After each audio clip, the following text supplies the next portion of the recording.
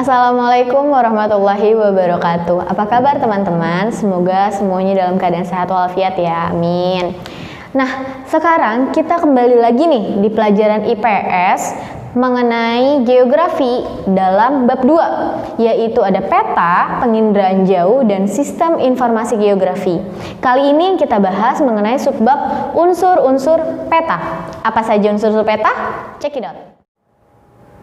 Yang pertama, mengenai judul peta. Nah, judul peta ini ya teman-teman, itu menggambarkan isi atau nama tempat yang ada di dalam peta tersebut. Biasanya judul peta ini ditulis dalam huruf tebal dan cenderung agak besar dibandingkan tulisan lainnya. Gitu. Nah, jadi kita bisa tahu nih, peta tersebut menggambarkan tentang apa sih, tentang kondisi alam apa sih, atau daerah mana sih yang ada di dalam peta tersebut. Lalu yang kedua, ada garis tepi peta. Nah, teman-teman, kalau nanti kita lihat di dalam gambar peta, itu biasanya ada berbentuk kotak di dalam pinggirannya, di tepiannya, yang bertemu antara ujung dan ujung, dan biasanya digambarkan dalam dua rangkap dan tebal. Itu adalah yang dinamakan dengan garis tepi peta. Nah, lalu yang selanjutnya teman-teman, ada petunjuk arah mata angin. Sebagaimana yang kita tahu ya, kalau misalnya di setiap peta atau setiap penunjuk arah, itu pasti ada yang namanya penunjuk arah mata angin. Gunanya apa sih? Gunanya tentu saja agar kita tahu bagaimana sih, di mana sih letak bagian utara, letak bagian selatan, barat, dan utara sebagai patokannya. Nah, lalu yang selanjutnya ada garis astronomi. Hayo, anak IPS harus tahu nih, apa itu garis astronomi. Garis astronomi itu adalah garis yang membentang, garis yang bertujuan sebagai pembatas. Jadi kita bisa tahu nih, antara daerah A sama daerah B itu dibatasi oleh garis lintang atau garis bujur yang mana sih? Nah, itu adalah namanya garis astronomi. Jadi garis astronomi itu ada dua ya teman-teman ya. Ada garis lintang, ada garis bujur. Nah, lalu selanjutnya teman-teman, kita membahas mengenai skala peta. Jadi setiap peta yang ada itu pasti menggambarkan terdapat skala peta. Fungsinya untuk apa? Supaya kita tahu nih, ternyata 1:500 itu berbanding dengan berapa jarak yang sebenarnya. Lalu, skala peta itu terdapat 3 jenis. Ada jenis skala numerik, skala garis, lalu skala verbal. Nah, kalau skala numerik ini yang sering kita temukan. Misal yang tadi, 1:500.000 itu adalah jenis skala numerik. Nah, kalau skala garis biasanya digambarkan dalam garis hitam dan putih. Biasanya setiap titiknya, setiap batasnya itu terdapat angka-angkanya. Nah, lalu selanjutnya ada skala verbal. Nah, skala verbal ini dicontohkan sebagai berikut. Semisal 1 cm di dalam peta adalah 1000 km pada jarak sebenarnya. Seperti itu ya teman-teman. Nah, selanjutnya teman-teman yang akan kita bahas adalah sumber dan tahun pembuatan peta. Nah, sumber dan tahun pembuatan peta ini bertujuan supaya kita tahu nih, siapa sih sebenarnya yang membuat, siapa sih, dari mana sih kita mendapatkan info itu, mendapatkan data tersebut, dan tahun berapa sih sebenarnya pembuatannya, agar para pembuat peta selanjutnya bisa menerka lagi apakah ada perubahan antara misalnya tahun 2015 lalu di tahun 2020 apakah terdapat perbedaan antara si peta yang tahun sebelumnya dengan tahun yang terbaru. Nah, selanjutnya teman-teman ada yang namanya simbol dan legenda. Seperti yang kita tahu ya, kalau kita membaca sebuah peta, kita tidak tahu nih simbol ini artinya apa sih, simbol segitiga artinya apa sih, garis-garis itu artinya apa sih. Nah, maka kita dapat mengetahuinya di dalam legenda. Lalu, kalau misalnya simbol-simbol seperti tadi yang sudah saya jelaskan, ada simbol garis, itu fungsinya untuk apa? Lalu simbol titik fungsinya untuk apa? Itu semuanya memiliki berbeda-beda arti. Nah, lalu yang selanjutnya teman-teman ada inset ya. Ingat, inset bukan insert. Kalau insert itu infotainment. Nah, inset ini adalah peta kecil yang ada di peta yang besarnya. Itu. Jadi kalau misalnya kita melihat di sebuah peta, itu di ujung pasti ada insetnya atau peta kecil. Nah, biasanya peta kecil ini untuk memperjelas sebenarnya peta yang besar itu adanya di daerah mana sih. Jadi kalau misal nih kita melihat peta Kabupaten Tangerang.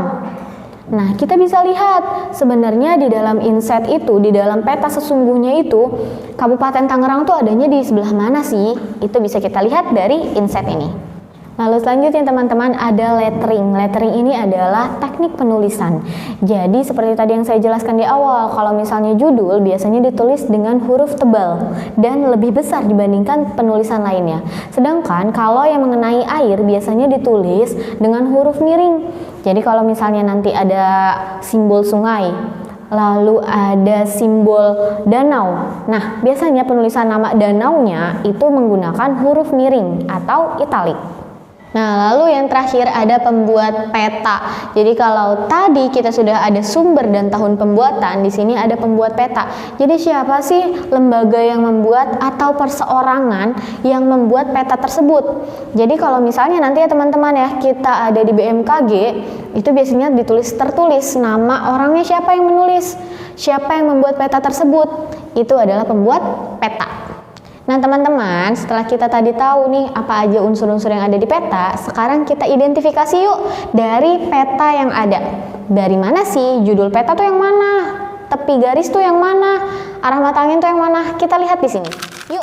Nah, yuk teman-teman kita identifikasi ya. Ini adalah peta zona musim di Provinsi Jawa Timur.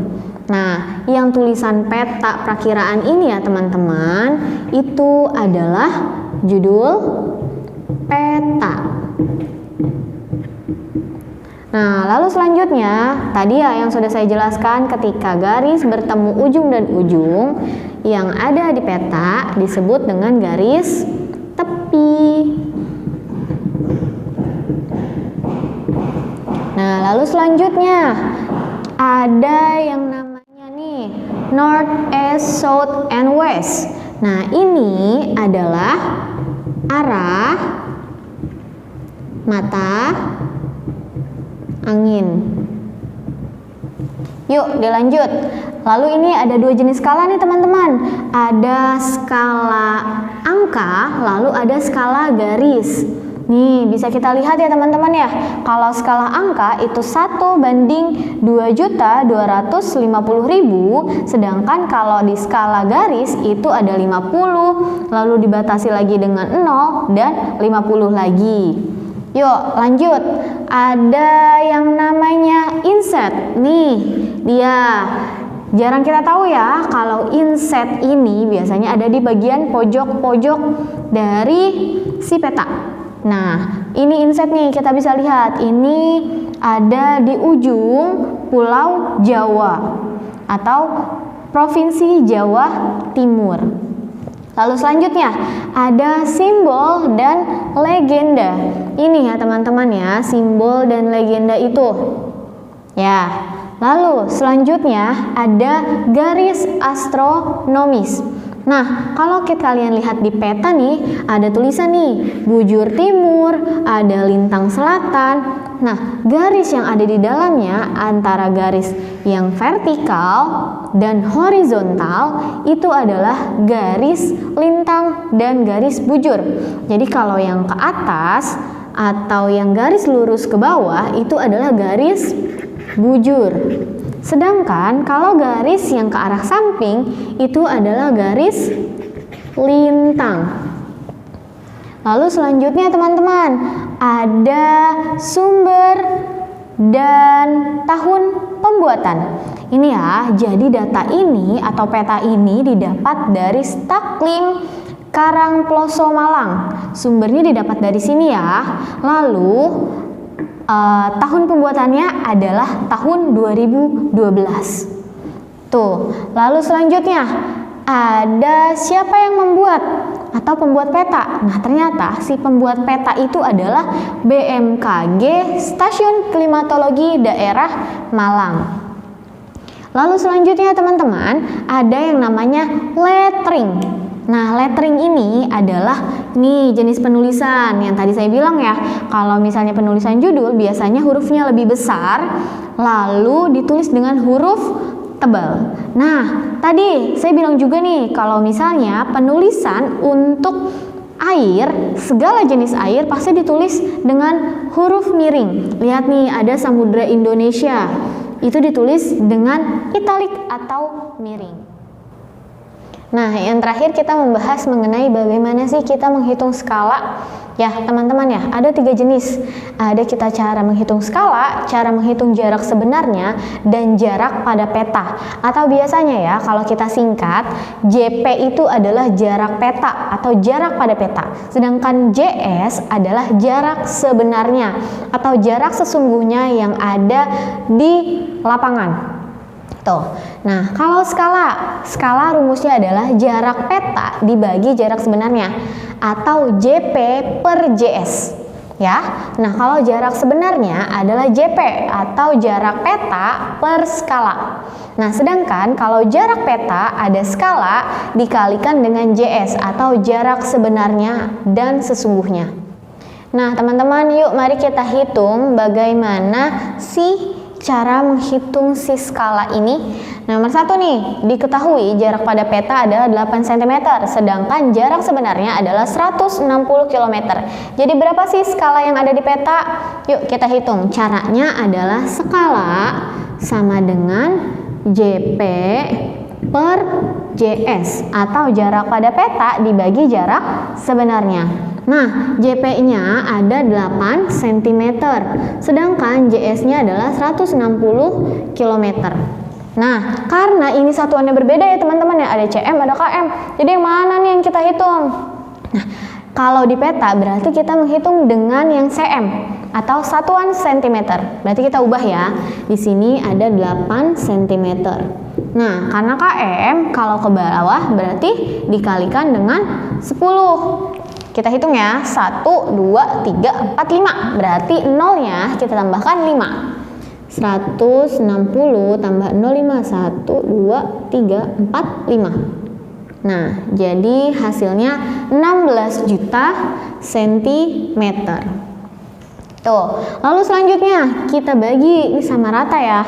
8 dibagi 8, 1. Lalu 16 juta dibagi 8 hasilnya adalah 2 juta.